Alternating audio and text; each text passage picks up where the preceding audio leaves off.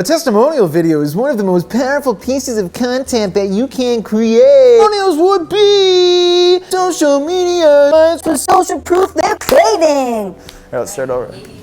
A testimonial video is one of the most powerful pieces of content that you can create. Just imagine how powerful it would be if you regularly did this with every single client that you had. It's one thing to have written testimonial quotes on your website, that's great. But if you have them in video format as well, both on the site as well as regularly posting them on social media, that's a dream team for providing potential clients with the social proof that they need. You see, as humans, we're kind of funny. We feel the need to look around and see what everybody else is up to. And you know it's the truth. We all do it. We might not want to admit it, but it's true. Another big thing that we need to remember here is that entrepreneurs or business owners or I work for myselfers, we're all creators, right? And we're caught up in this ebb and flow of creation versus consumption. And 95% of the population is committed to just consume. The average consumer needs social proof. So this means that we need to see other humans doing what we're thinking that we want to do, that we can resonate with,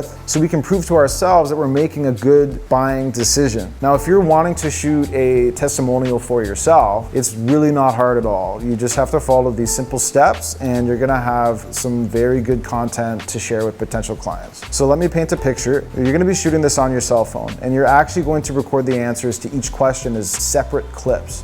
So you can share them once you're done filming. You just throw them right on Instagram or Facebook. So first you're gonna write all your questions out ahead of time and you're gonna print them out, you're gonna bring them into the interview. And you can really make up the kinds of questions that you wanna ask, but here's some examples for you. How did you hear about us and what made you wanna work with us? You could ask, what was your favorite part about doing business with us? You could ask somebody, if someone was maybe on the fence and they were trying to decide whether or not they wanted to do business with us, what would you tell them? Or another example is, name one problem that came up during the process of working together and how did we deal with it for you? These are great questions that can really prime some nice answers and they give a genuine feeling of how the person feels about you. So after you have all these questions written out, it's time to do the actual interview.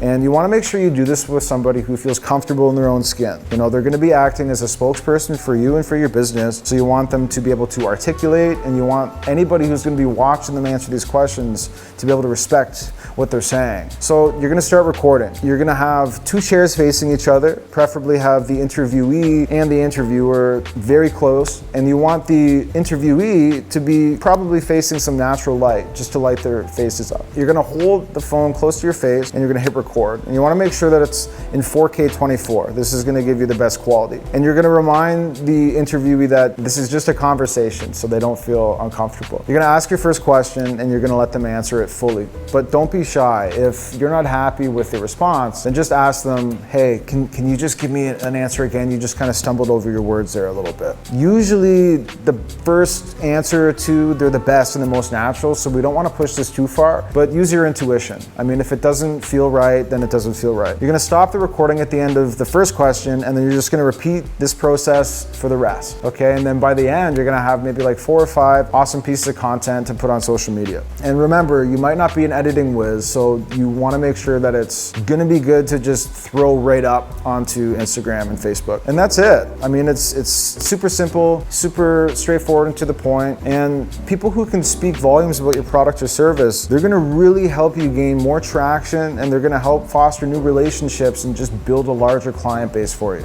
So when you're using social media as a marketing strategy, you got to make a lot of content, you got to share it, and then you got to repeat that process over and over and over again.